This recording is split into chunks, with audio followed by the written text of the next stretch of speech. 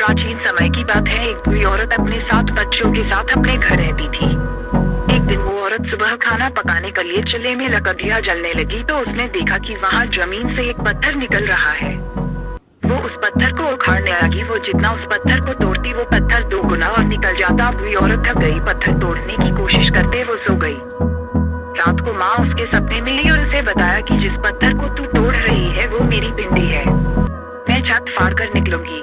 बूढ़ी औरत ने कहा, माँ तो मैं कहाँ रहूंगी? माँ ने कहा, मैं तो यहीं निकलूंगी। बूढ़ी औरत ने माँ से कहा, आप उनके घर क्यों नहीं निकलती जिनके 4 छत है? और इतने में उसकी आँख खुल गई। सुबह वो कहने लगी, मैं भी देखती हूँ आप यहाँ कैसे निकलते हो। और वो फिर से 20 रूपी पत्थर को तोड़ने की कोशिश करती। माँ को उस पर गुस्सा आया और एक एक करके उस बूढ़ी औरत के 7 पुत्र मर गए। बूढ़ी औरत रोने लगी। तब माँ जल्दी आई और उस बूढ़ी औरत से कहने लगी, अगर तूने मेरी बात मान ली होती तो यह दिन न देखना पड़ता। बूढ़ी औरत अकेली थी। माँ से उसका यह दुख देखा नहीं गया और माँ नए रूप में आकर बूढ़ी औरत को खाना पकाकर खिलाती। एक दिन बूढ़ी औरत ने माँ से कहा, अब मैं जीकर क्या करूँगी? मुझे अपने अंदर बसा लो, बस इतनी कृपा करना कि मैं दुनिया में बदनाम न हो जाऊँ। माँ ने बूढ़ी औरत को 3 वरदान दिए। पहला, जिसको भी मेरे नाम की चौकी आएगी वो पहले तेरी याद में रोएगा, फिर मेरी चौकी मानी जाएगी। दूसरा वरदान दिया कि अब इस गांव में एक ही बैल से खेत जुतेगा। जो कोई भी दूसरा बैल लगाएगा उसका एक बैल मर जाएगा। वहाँ आज भी एक ही बैल से खेतों में काम होता है। तीसरा वरदान दिया कि आधी चाकी से ही आटा निकलेगा। आज भी वहाँ आधी चक्की से ही आटा निकलता है। फिर माँ ने उसका नाम अपने नाम का साथ जोड़ लिया। 1987 की बात है। ठाकुर कुलबीर सिंह जी की नौकरी मचेल में लगी। ठाकुर जी नास्तिक थे और मूर्ति पूजा को नहीं मानते थे। एक दिन जब ठाकुर जी सो रहे थे तो ठाकुर जी को मंदिर का दरवाजा खुलने की आवाज आई। ठाकुर जी ने सोचा कोई चोर आया है। वो उठे और मंदिर के पास आकर देखने लगे, पर वहाँ अंधेरा होने के कारण वहाँ कोई नहीं दिखा। उनमें से एक सिपाही ने गोली चला दी और वहाँ से चले गए। अगले दिन सभी बीमार हो गए। काफी इलाज करवाने के बाद भी वो ठीक नहीं हो रहे थे। तब ठाकुर जी ने अपनी पोस्टिंग करवा ली और वो मचेल से वापस जाने लगे। पर वो अभी कुछ ही दूर पहुँचे तो वो अचानक गिर पड़े। उनसे हिला भी नहीं जा रहा था। तभी वहाँ एक बुजुर्ग आया और उसने ठाकुर जी को उठाया और कहा कि तुमसे कोई गलती हुई है, माँ के मंदिर जाओ और माँ से माफी मांगो। यह सुनकर वह उठे और मंदिर की तरफ चल दिए। जब वो मंदिर पहुंचे तो ठाकुर जी ने कहा, अगर माँ आप सच्चे हो तो मुझे और मेरे सिपाहियों को ठीक कर दो। और थोड़ी ही देर बाद ठाकुर जी ठीक हो गए। उन्हें थोड़ी भी दर्द नहीं थी। उनके सिपाही भी ठीक हो गए। इतने में मंदिर में बैठे पुजारी को चौंकी आई और माँ ने ठाकुर जी को कहा कि आज से तू मेरा बच्चा है। तब से ठाकुर जी रोज सुबह मंदिर में पूजा करते हैं। जब से वो ठीक हुए रोज सुबह मंदिर पूजा के लिए जाने लगे। ऐसे ही समय निकलता रहा। एक दिन ठाकुर जी ने अपनी पोस्टिंग करवाने के लिए अर्जी दी, पर माँ के हुक्म से उनकी पोस्टिंग नहीं हुई। उसी दिन वो शाम को माँ के मंदिर गए तो मंदिर का पुजारी को चौंकी आने लगी। माँ ने ठाकुर जी को कहा कि तू मुझे छोड़कर जा रहा है। तो ठाकुर जी ने कहा, माँ मैं तुझे कभी छोड़ नहीं सकता। इतने में ठाकुर जी को भी चौंकी आना शुरू हो गई। ठाकुर जी का समय माँ की भक्ति में निकलता रहा। एक दिन ठाकुर जी को पता चला कि उनकी पोस्टिंग हो गई।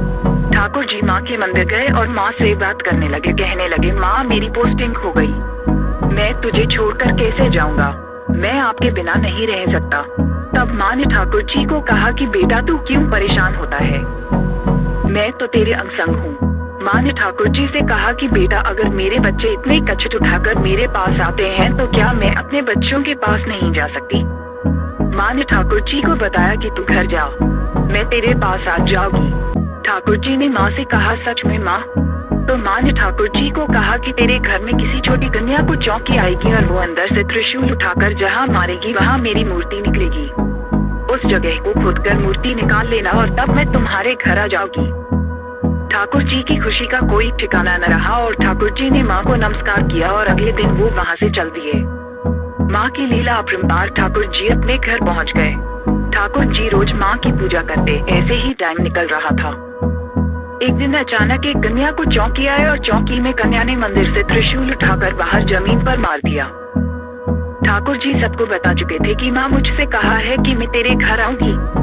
पूरा गांव देखने के लिए आ गया कि माँ कब निकलेगी। ठाकुर जी ने उस जगह को खोदना शुरू कर दिया और वहाँ पर माँ चंडी के जयकारे गूंजने लगे। बहुत देर तक खोदने के बाद भी वहाँ से कुछ नहीं निकला। करीब 10 फीट गहरा खड्डा खोद दिया था। ठाकुर जी परेशान हो गए। पूरा गांव भी चुप होकर सोचने लगा कि कहीं ठाकुर जी ने लोगों को बेवकूफ तो नहीं बनाया। ठाकुर जी बहुत दुखी हो गए और वह अपने घर में चले गए। वो मंदिर में जाकर माँ से कहने लगे, हे माँ, तूने मेरे साथ ऐसा क्यों किया? पूरा गांव मुझे झूठा कह रहा है। अगर न निकलना था तो मुझसे कहा क्यों था? ठाकुर जी ने कहा, अब मैं जीकर क्या करूँगा, मेरा मर जाना ही ठीक है। और वो अपनी तलवार ढूंढने लगे। ठाकुर जी अपने घर के मंदिर गए और माँ से कहने लगे कि हे माँ, अब देर न लगा मेरे पास आने में, वरना मैं इस तलवार से अपनी जान ले लूंगा। उसी समय वहाँ से 2 फौजी ड्यूटी पर जा रहे थे। उन्होंने लोगों से पूछा कि जहाँ इतने लोग क्यों इकट्ठा हुए हैं? तो उस आदमी ने बताया कि जहाँ माँ चंदी प्रकट होने वाली है। फौजी बोले, हम भी देखते हैं। वहाँ पहुँचते ही एक फौजी को जबरदस्त चौंकी आने लगी।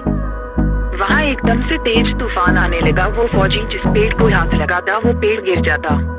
उस फौजी ने वहाँ अपने हाथों से थोड़ी मिट्टी और खोदी तो वहाँ से एक प्यारी सी माँ की मूर्ति निकली और उस जगह का वातावरण माँ के जयकारों से गूंजने लगा।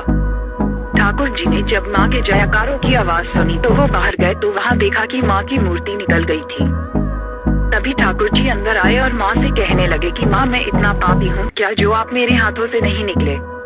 तभी एक कन्या को चौंकी आ गई और माँ ने ठाकुर जी से कहा कि अगर मैं तेरे हाथों से निकल जाती तो लोग कहते कि इसने पहले ही जहाँ मूर्ति रखती होगी और कई तरह की बातें करते। माँ ने ठाकुर जी को वरदान दिया कि तू किसी बीमार पर हाथ रखेगा तो वो ठीक हो जाएगा। और माँ ने कहा कि अब से तू हर साल मेरी यात्रा लेकर मजे लाएगा। तब से ठाकुर जी हर साल माँ की छड़ी यात्रा लेकर जाते हैं। 18 अगस्त को माँ की छड़ी यात्रा भदरवाह से निकलती है। कई जगह रात को रुकते हुए 22 अगस्त को माँ का दरबार जाते हैं। पर कुछ सालों से ठाकुर जी के छोटे भाई छड़ी लेकर जाते हैं क्योंकि एक एक्सीडेंट के कारण ठाकुर जी चल नहीं सकते थे। पर कहते हैं वो एक्सीडेंट किसी और के लिए था, पर ठाकुर जी ने अपने ऊपर ले लिया और अब ठाकुर जी हेलीकॉप्टर से में चल जाते हैं।